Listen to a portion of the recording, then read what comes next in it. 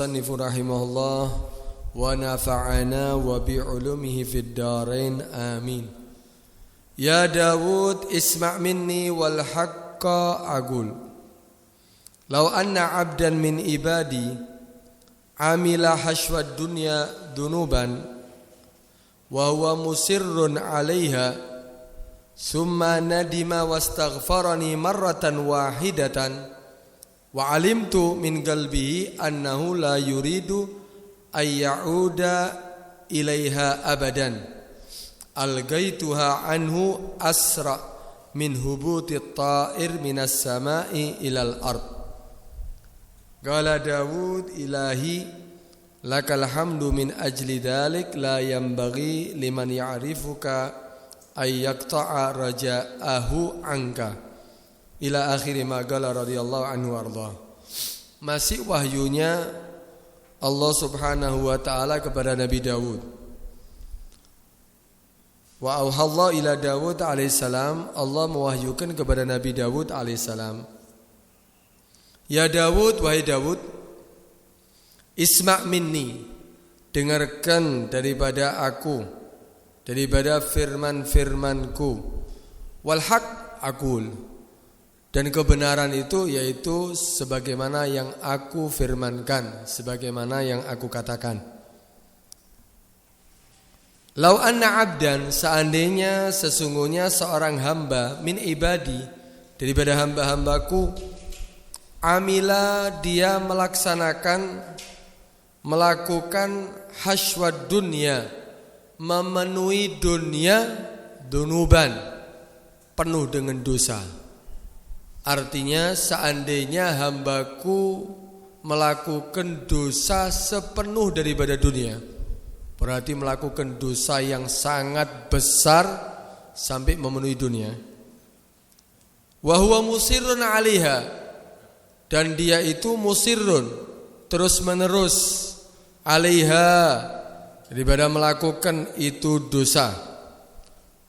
Summa nadima, kemudian ternyata dia menjadi orang yang menyesal.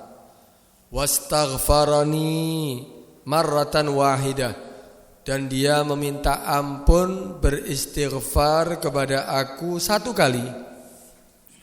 Wa alimtu, dan aku mengetahui, min qalbihi, daripada hatinya, karena Allah Maha melihat apa yang ada di dalam hati. Aku mengetahui dari hatinya annahu la yuridu ayyauda ilaiha abadan. Aku mengetahui daripada hatinya sesungguhnya dia tidak ingin mengulangi ilaiha, kepada itu dosa-dosa, abadan, selama-lamanya. Maka apa yang aku akan beri kepada itu hamba? Algaituha, aku akan membuang itu dosa-dosa yang dia lakukan. Artinya apa? Dihapus oleh Allah Subhanahu wa taala. Algaituha, aku akan menghapus daripada itu dosa-dosa, anhu, daripada itu orang yang melakukan, orang yang bertobat, orang yang menyesali perbuatan daripada dosanya, asra, lebih cepat, min hubutit ta'ir, daripada jatuhnya burung, minas sama, dari langit, ilal ard, ke bumi. Artinya apa? Allah akan menghapus sebesar apapun dosa yang dilakukan oleh seorang hamba, walaupun itu dosa memenuhi daripada bumi. Bumi ini kan besar. Kita kalau melakukan perjalanan ya dari ujung bumi ke ujung yang lain butuh waktu yang sangat lama. Kalaupun itu naik pesawat seandainya, dan harus transit, dan itu akan berhari-hari. Penuh bumi dengan dosanya dia saatnya. Dipenuhi ini bumi yang begitu besar dengan dosanya dia. Walaupun dia melakukan dosa sepenuh daripada bumi, tapi ketika dia datang kepada aku, menyesali daripada perbuatannya, beristighfar kepada aku, memohon ampunanku, dan aku mengetahui memang dari hatinya benar-benar dia menyesali daripada perbuatannya, dia tidak ingin mengulangi kembali daripada itu dosa, maka aku akan ampuni dosanya, aku akan buang itu dosa yang dia lakukan, aku akan hapus daripada dosanya, sebagaimana cepatnya burung ketika jatuh dari langit ke bumi. Tentunya apa, kalau ada burung jatuh dari langit, saat ini tidak ada gravitasi mulai langit ya tetap ke bumi ya. Itu langsung turun dari langit sampai ke bumi. Dengan cepatnya turunnya itu burung, jatuhnya itu burung. Ada riwayat lain seperti air yang turun daripada langit sampai ke bumi. Artinya apa? Langsung dihapus oleh Allah Subhanahu wa taala, tidak nunggu lama. Ini rahmatnya Allah Subhanahu wa taala. Ini besarnya ampunan Allah Subhanahu wa taala kepada seorang hamba. Karena itu jangan sampai kita berputus asa daripada apa? Rahmatnya Allah, daripada ampunan Allah sebesar apapun, tapi benar-benar kita bertobat kepada Allah, bukan hanya penyesalan sementara. Bukan hanya kita menyesali karena kita nggak mampu untuk itu melakukan dosa karena nggak punya uang seandainya. Tapi apa, kita memang benar-benar menyesali dan tidak mau mengulangi kembali. Dan Allah Maha tahu daripada apa yang ada di dalam hati kita. Allah mengatakan alimtu fi qalbi, aku mengetahui di dalam hatinya apa? Annahu la ya'ud, ya annahu la yuridu ay ya'uda ilaiha abada. Aku mengetahui dari hatinya bahwa dia tidak ingin mengulangi kembali daripada dosa-dosa yang dia lakukan. Maka apa kata Nabi Daud? Qala Daud, maka berkata Nabi Daud, Ilahi, wahai Tuhanku, lakal hamd, bagimu segala pujian, min ajli dhalik, dari karena itu, artinya apa? Karena besarnya ampunanmu, karena besarnya rahmatmu ya Allah, la yambaghi, tidak sepatutnya, liman ya'rifuka, bagi orang yang mengenal engkau ya Allah, bagi orang yang mengetahui engkau ya Allah, ayyaqta'a raja'ahu anka, untuk memutus harapannya angka daripada kamu. Bagi orang yang kenal dengan Allah, enggak mungkin dia akan putus asa. Tidak mungkin dia akan memutus harapan daripada Allah Subhanahu wa taala. Kenapa? Allah Maha Rahmat, Allah Maha Pengampun. Sebesar ini ampunan Allah Subhanahu wa taala. Tapi lagi-lagi apa? Kalau memang dia benar-benar apa bertobat. Karena itu ya berkali-kali kita sudah jelaskan bahwa di dalam bertobat itu ada syarat-syaratnya. Bukan kita cukup istighfar saja kemudian diampuni dosanya, tapi kita tetap ada niatan untuk melakukan itu dosa kembali. Syaratnya taubat itu ada 5. Yang pertama al-iqla' anid dzambi. Yang pertama dia melepas, mencabut daripada itu dosa. Artinya apa? Meninggalkan daripada itu perbuatan dosa. Itu Nabi mengatakan, Nabi pernah bersabda, al-mustaghfiru minadz dzambi wa huwa mugimun alaih kal mustahzi' bi rabbih. Kalau ada orang meminta ampun, al-mustaghfir min dzambi, orang meminta ampun daripada dosanya, astaghfirullah wa huwa mugimun alaih, sedangkan dia tetap berada di tempat itu, tidak keluar dari tempat itu, astaghfirullah, tetap lungguh. Di diskotik seandainya astaghfirullah, tetap duduk dia. Kemudian ada tempat duduk mereka lagi ngerasani orang, astaghfirullah, tetap duduk di situ. Tidak keluar dari tempat itu. Kata Nabi SAW, al-mustaghfir minadz dzambi wa huwa muqimun alaih. Orang yang minta ampun daripada dosa sedangkan dia tetap di tempat itu, kal mustahzi' bi rabbih, ini orang yang seperti mentertawakan Tuhannya. Ini berarti istihza terhadap Tuhannya, mentertawakan Tuhannya. Kan itu bahaya. Bukan malah dia mendapatkan ampunan Allah, tambah dosa di atas dosa. Malah ini bisa ya dia menjadi orang yang akhirnya apa? Tidak mendapatkan ampunan Allah Subhanahu wa taala. Karena itu syaratnya pertama harus apa? Ikhla.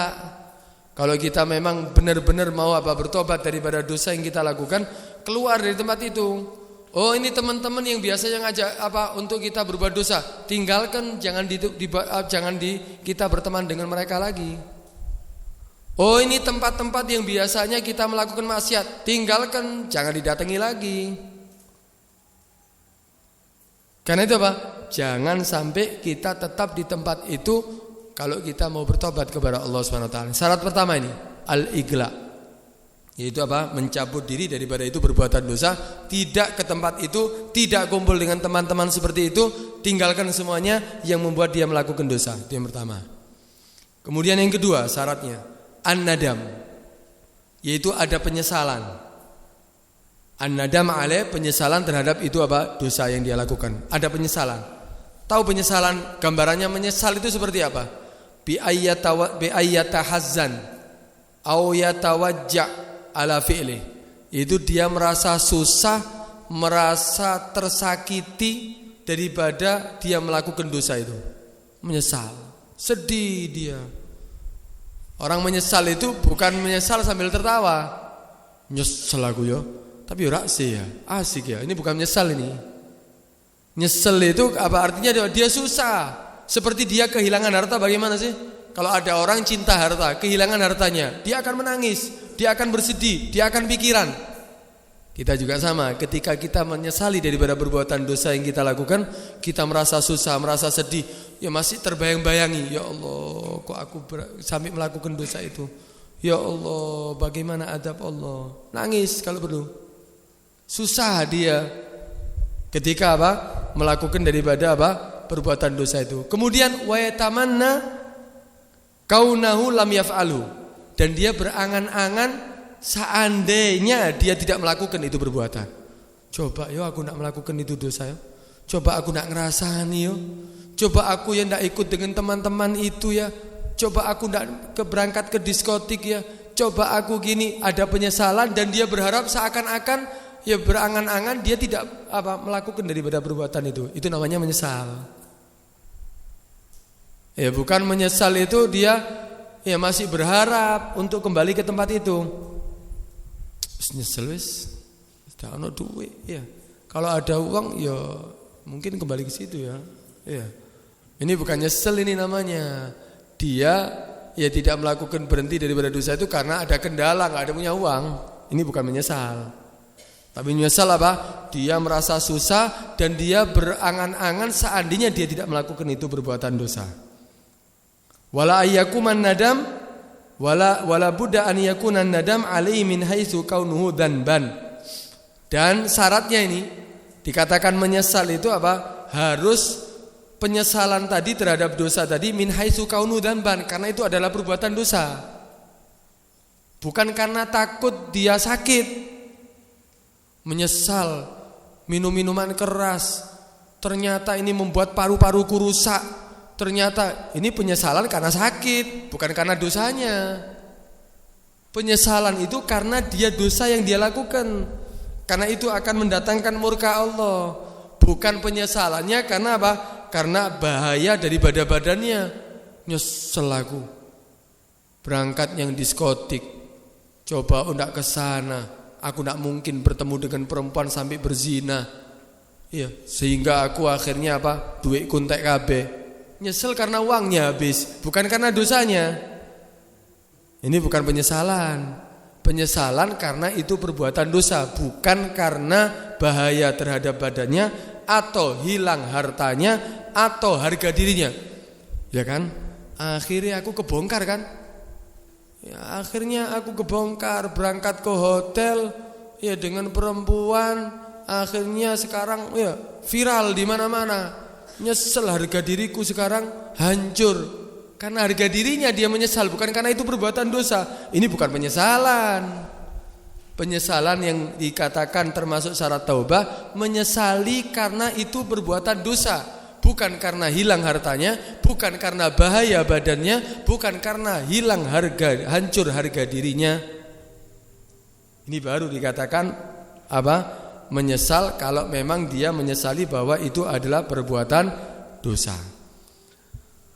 Kalau ada orang menyesal karena takut daripada api neraka dan takut dia tidak bisa mendapatkan surga, apakah boleh? Nyesel aku berbuat dosa. Kenapa? Bahaya, bisa masuk neraka. Jadi bukan karena dosanya, tapi karena penyebabnya nanti bisa masuk neraka. Atau menyesal dia karena berbuat dosa tadi itu takut tidak bisa masuk surga. Apakah itu dianggap penyesalan yang sah termasuk syaratnya taubat? Di situ ulama beda pendapat. Ada khilaf. Ya kalau bisa kamu menyesali itu karena itu perbuatan dosa dan itu mendatangkan murka Allah. Karena itu dosanya yang kamu sesali. Dan kamu ya kalau sudah menyesali seperti itu, kamu tidak akan kembali melakukan perbuatan itu dosa. Paham ya? Nah, ini syaratnya dikatakan penyesalan, ya penyesalan yang dikatakan sah dan termasuk daripada syaratnya taubat. Yang ketiga, dikatakan taubatnya itu akan diterima dan sah, yaitu apa? Al-azmu ala alla yauda ilaihi ma'asya. Dia berjanji, tasmim, memastikan diri, berjanji ya dengan apa? Ikrar dia bahwa dia tidak akan mengulangi daripada itu perbuatan dosa ma'asya sepanjang hidupnya. Harus ada penyesalan seperti itu. Harus dia berjanji, sudah menyesal dan aku berjanji tidak akan kembali melakukan perbuatan dosa itu lagi sepanjang hidupku. Sebagaimana tidak akan kembali apa? Air susu kepada teteknya. Nah mungkin kan? Kalau air susu sudah keluar bisa kembali lagi? Nggak bisa. Sebagaimana air susu nggak bisa kembali ke tempatnya, maka begitu juga aku berjanji tidak akan melakukan itu dosa lagi sepanjang hidupku. Nah, itu baru sah. Ini baru mengatakan dia berjanji untuk tidak mau. Aku janji tahun ini enggak, berhenti aku tahun ini untuk melakukan dosa. Tapi tahun depan ya insya Allah saya ulangi. Ya, ini duduk tobat ini. Ini saking aja ya, mungkin karena dia lagi ya mencalonkan diri, takut kalau kelihatan berbuat dosa akhirnya diviralkan. Ya, tahun ini enggak, saya akan ya mengubah diri saya bersih, tapi ya setelah jadi ya rencana lagi ya, rencana lebih matang lagi untuk maksiat. Ini bukan taubat ini. Taubat sesungguhnya yaitu dia berjanji untuk tidak mengulangi kembali sepanjang hidupnya, tidak akan mengulangi lagi. Ini baru dikatakan sah taubatnya. Kemudian dikatakan syarat yang keempat, adanya taubat tadi itu, dia bertobat daripada dosa tadi sebelum sampainya ruh fil qarqarah. Dia kerongkongan. Kalau sudah ruh sampai kerongkongan, kita bertobat enggak akan diterima oleh Allah Subhanahu wa taala. Karena itu pompong si urip. Pompong roh kita masih ada di dalam tubuh kita, taubat daripada dosa. Karena Allah akan menerima taubat seperti tadi. Sebesar apapun dosa kita akan diterima. Tapi sebelum roh sampai di qarqarah. Tapi kalau roh sudah sampai qarqarah, mau meninggal, sudah kelihatan segala sesuatunya, baru taubat, enggak diterima. Sebagaimana Fir'aun dikatakan ketika roh sudah sampai kerongkongan, dia beriman dengan Nabi Musa dan beriman dengan Tuhannya Nabi Musa. Beriman kepada Nabi Musa artinya apa? Dia mengakui bahwa Nabi Musa adalah sebagai utusan Allah dan mengakui bahwa Tuhannya Nabi Musa adalah Tuhan sebagai Tuhan. Tapi ruh sudah sampai kerongkongan, enggak diterima taubatnya oleh Allah. Karena itu, itu syaratnya berarti apa? Sebelum ruh sampai kerongkongan. Kemudian yang kelima, syaratnya taubat sebelum terbitnya matahari dari timur, dari barat. Ya. Kalau sudah terbit dari barat, ya berarti nggak akan diterima lagi. Itu termasuk tanda-tanda kiamat nantinya. Ya tanda-tanda kiamat. Ya kalau sudah terbit matahari biasanya, ya dari mana? Dari timur. Ini kok terbit dari barat. Wah itu penyesalan seperti apapun seorang hamba, bertobat seperti apapun nggak akan diterima lagi. Karena itu pompong matahari sih terbit dari timur. Cepet-cepet tobat daripada dosa. Ya karena dosa itu ya akan menghancurkan diri kita di dunia sampai akhirat. Akan membuat kita menyesal di dunia sampai akhirat. Karena itu jangan berani-berani untuk melakukan dosa. Kemudian ada tambahan syarat keenam. Tapi ini hubungannya bukan antara dia dengan Tuhannya, tapi antara dia dengan apa? Dengan makhluk. Yaitu apa?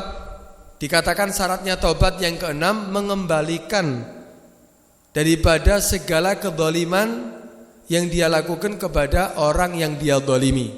Seandainya dia mencuri sesuatu dari orang lain, ya kalaupun kita sudah taubat, diterima taubat kita, dosa antara kita dengan Allah, tapi antara makhluk gak bisa, kecuali kita mengembalikan haknya.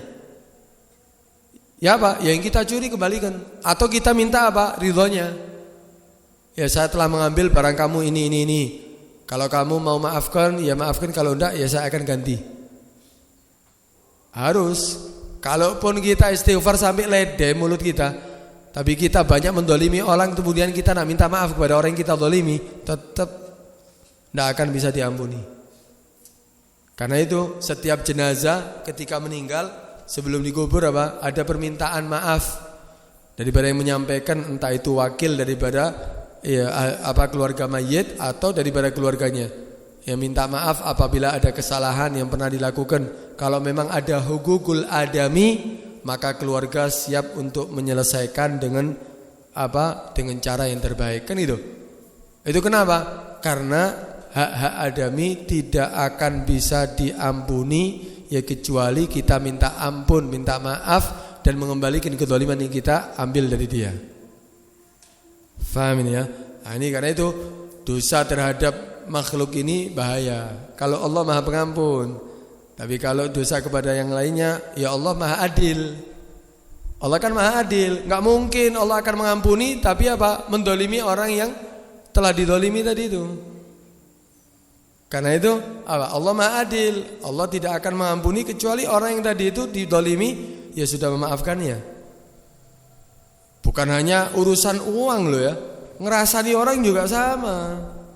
Kita ngerasani orang, kalau kita nak minta maaf kepada orangnya tidak diampuni. Ya karena ngerasani orang, ghibah itu juga dosa terhadap orang lain. Kita membicarakan keburukan daripada orang lain, saatnya dia dengar dia tidak akan senang. Dia nggak senang. Itu namanya ghibah. Loh memang benar kok yang ana bicarakan ada pada dia, yaitu ghibah. Justru ghibah itu apa yang ada pada dia kita bicarakan, kalau dia dengar dia nak senang. Kalau tidak ada pada dia berarti itu fitnah. Maka kita memfitnah dia, tidak ada pada dia kita omongi. Karena itu termasuk itu dosa kepada hamba yang lainnya. Kayak itu kita mendolimi orang, nggak mungkin akan diterima taubat kita kecuali kita mengembalikan kezalimannya. Nah, terus siapa? Kalau yang kita ambil sudah hilang, kita mengambil hartanya, kita sudah jual, ya ganti rugi. Diganti rugi. Datang kepada dia, aku setelah mengambil harta kamu ini. Ya ini? Kamu maafkan apa enggak? Enggak, kembalikan. Ya sudah ada, kembalikan dengan uang atau dengan barangnya. Belikan lagi. Kalau memang barang yang sudah diambil hilang. Kalau memang orangnya sudah meninggal, orang yang kita zalimi sudah meninggal, ya datang kepada ahli warisnya. Karena itu harta kan akan diwarisi oleh ahli warisnya. Datang kepada ahli warisnya. Kalau ahli warisnya memaafkan semuanya, ya enggak apa-apa. Kalau enggak, ya kembalikan. Kalau memang enggak bisa diserahkan kepada orang yang kita zalimi karena sudah meninggal, ahli warisnya juga enggak ada. Atau orangnya sudah enggak ada, enggak ketahuan di mana. Maka tetap kita harta yang kita ambil tadi itu kita berikan kepada orang lain dengan diniatkan imbalan pahalanya kepada orang yang kita zalimi. Dengan harapan Allah akan mendamaikan kita dengan dia nanti di hari kiamat. Karena urusannya nanti kalau kita mendolimi orang itu kita nggak bisa mengembalikan di akhirat. Diambil seandainya uangnya sekian juta, ditipu seandainya. Dia menipu orang sampai 10 juta seandainya. Kemudian sampai di akhirat sampai kita meninggal, dia meninggal belum kita kembalikan. Nanti di akhirat kita wajib membalikan 10 juta. Dari mana uang 10 juta? Uang sudah tidak laku lagi. Berarti diambil pahala kita, diserahkan kepada orang yang kita zalimi. Karena itu Nabi mengatakan orang yang rugi nanti di hari kiamat, ada orang bawa pahala besar, pahala segunung, tapi karena dia banyak mendolimi orang, banyak menipu orang, akhirnya dikurangi pahalanya sedikit-sedikit sampai untuk membayar kedoliman yang dilakukan kepada orang lain, sampai habis pahalanya. Yang segunung tadi habis untuk bayar daripada kedoliman yang dia lakukan. Masih banyak yang datang kepada dia, akhirnya dosa-dosa yang pada orang-orang tadi itu diberikan kepada dia. Yang asalnya pahala malah berbalik dosa yang banyak. Karena itu pumpung sik di dunia siapa yang pernah kita zalimi, ya kembalikan haknya. Karena Allah Maha Adil, Allah tidak akan yang menzalimi siapapun. Nah, karena itu, ya kalau tidak ada gimana? Ya tadi itu. Berarti apa? Kalau orangnya tidak ada, ahli warisnya nggak ada, ya ambil berapa harta tadi itu, sedekahkan, diniatkan pahalanya untuk fulan. Dengan harapan Allah akan mendamaikan dia nanti. Tapi dengan niatan apa? Kalau orangnya ternyata datang, ya kembalikan tetap. Tetap kita mengembalikan daripada harta tersebut. Kalau kita melakukan daripada syarat-syarat taubat seperti ini, baru taubat kita benar-benar akan diterima oleh Allah Subhanahu wa taala. Alhamdulillah, kita ini menjadi umat yang ketika kita melakukan kesalahan, melakukan dosa, gampang cara bertobatnya. Beda dengan umat-umat yang dahulu. Umat-umat yang dahulu itu kalau melakukan dosa, sekali melakukan dosa langsung tertulis pagi harinya di depan pintu rumahnya. Fulan bin Fulan telah melakukan dosa ini. Semua orang akan mengetahuinya, keluarganya, tetangganya, orang semuanya akan tahu. Tapi kita alhamdulillah kita melakukan dosa nggak ada yang tahu kadang-kadang. Diri kita aja yang tahu. Kita ini menjadi umat yang alhamdulillah dapat banyak kelebihan daripada umat-umat yang lain. Bahkan apa cara menghapus dosanya juga mudah. Kalau orang dulu cara menghapus dosanya sulit. Ketika mereka berbuat dosa dengan tangannya harus dipotong tangannya. Bahkan kalau berbuat dosa dengan dirinya harus dibunuh dirinya. Kalau dikatakan apa? Taubah fi Bani Israil bi qatlin nafs. Taubatnya Bani Israel itu dengan apa? Dengan membunuh dirinya. Sebagaimana firman Allah apa? Fatubu ila bari'ikum faqtulu anfusakum. Maka bertobatlah kamu kepada Tuhan kamu dengan cara apa? Bunuh diri kamu. Cara bertobatnya dengan membunuh dirinya. Kita enggak, alhamdulillah, cukup istighfar, menyesali seperti syarat-syarat tadi itu kita laksanakan, diampuni sebesar apapun dosa kita. Bahkan apa? Kalaupun kita melakukan dosa, ini umatnya Nabi Muhammad ini tidak langsung ditulis, ditunggu sampai berapa jam. Kayak itu dikatakan ada riwayat innal abda idza fa'ala hasanatan. Seorang hamba itu ketika melakukan kebaikan, ketika dia melakukan kebaikan, badaral malak, maka apa? Cepat-cepat malak al-yamin, malaikat yang ada di sebelah kanan pencatat kebaikan, ilakat biya langsung tulis. Kita istighfar, kita berzikir langsung tulis. Tidak ditunggu. Langsung ketika kita melakukan kebaikan langsung ditulis kebaikan. Tapi wa idza fa'ala sayyi'atan, ketika kita melakukan kejelekan, maka qala malakul yasar, maka berkata malaikat yang ada sebelah kiri yang mencatat kejelekan. Berkata kepada siapa? Li malakil yamin, kepada malaikat yang sebelah kanan. Aktub, kata malaikat yang pencatat kejelekan. Wis tak tulis ah? Sudah dah? Ana tulis sekarang. Apa kata malaikat yang sebelah kanan? Lah. Jangan dulu. La'allahu yastaghfir aw yatub. Mungkin dia akan istighfar atau bertobat kepada Allah. Ini umatnya Nabi Muhammad ini. Umat dulu enggak seperti ini. Fa idza madha, kalau sudah berlalu 7 saat, berlalu 6 jam. Min ghairi taubatin, tanpa dia bertobat, ternyata sampai 6 jam ditunggu, saat nulis ini malaikat mencatat kejelekan. Ditunggu sampai 6 jam. Setelah 6 jam, kalau dia tetap melakukan itu tidak bertobat daripada itu dosa, tidak istighfar daripada itu dosa, maka apa? Uktub, kata malaikat yang sebelah kanan, tulisan wis. Catat. Berarti apa? Berarti dia tidak bertobat kepada Allah Subhanahu wa taala. Hebat ya umatnya Nabi Muhammad ya. Seperti ini ya kita mendapatkan kelebihan. Karena itu ya jangan sampai kita sia-siakan kita memiliki Tuhan yang Maha Pengampun, tapi kita melakukan dosa dengan kita berbahagia, melakukan dosa dengan kita tertawa. Hati-hati, apalagi kalau sudah umur 40, sik dosa tok. Wis umur 40 sik melakukan dosa. Kata Al-Habib Abdullah Haddad mengatakan idza balaghal insan arba'ina sanah wa 'ada fikruhu fid dunya. Ini bukan urusan dosa, loh. Ini urusan apa?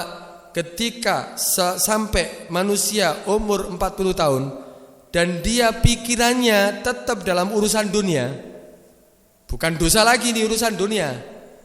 Si urusan dunia toh ndak mikirkan akhiratnya, apalagi bertobat kepada Allah. Apalagi dia berhenti daripada dosa. Dia urusan pikirannya hanya apa? Dunia.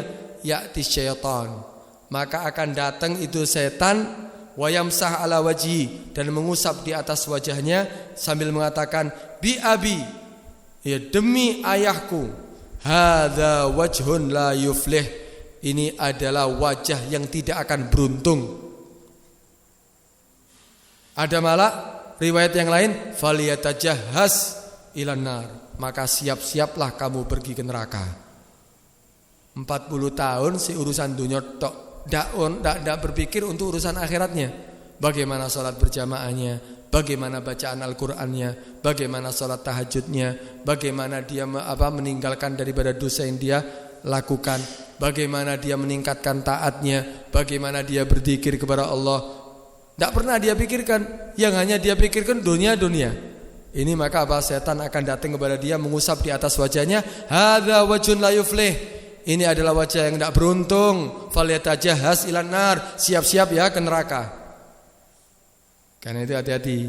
Ya, harus ada bagian daripada yang kita lakukan setiap harinya daripada perbuatan taat kepada Allah. Atur waktunya. Ya bolehlah, tetap bukan berarti kita nggak boleh cari dunia. Tapi ini pikirannya dunia tok. Bangun tidur sampai tidur yang diurusi dunia, sampai mimpinya dunia. Mimpi ini dunia, sampai tidak iso turu gara-gara dunia. Tas turu di telepon, tidak iso turu. Akhirnya pikiran daripada dunia sampai tidak bisa tidur. Akhirnya nggak obat pil tidur supaya turu. Ini urusan dunia buat apa? Ya tetaplah kita harus ada waktu untuk akhirat kita. Justru itu adalah yang lebih kita pentingkan. Apalagi kalau sudah 40 tahun ke atas. Terus persiapkan untuk kehidupan setelah kehidupan dunia ini, jangan sampai kita sia-siakan. Itu ya, kita harus harus pintar-pintar daripada mengatur waktu kita ya untuk bagian kita daripada kehidupan akhirat. Sebetulnya ada cerita-cerita daripada tobat seseorang yang Allah terima sebesar apapun, kadang-kadang hal sepele. Karena itu jangan menyepelekan daripada kebaikan walaupun itu kecil. Mungkin di situ berkat kita melakukan kebaikan, ya walaupun itu kecil ternyata mendatangkan rahmat Allah dan diterima daripada taubat kita gara-gara perbuatan ya kebaikan walaupun yang kita anggap kecil. Karena itu jangan kita sia-siakan daripada perbuatan taat kita walaupun itu adalah sederhana menurut kita. Enggak ada perbuatan taat sederhana. Perbuatan taat ya taat.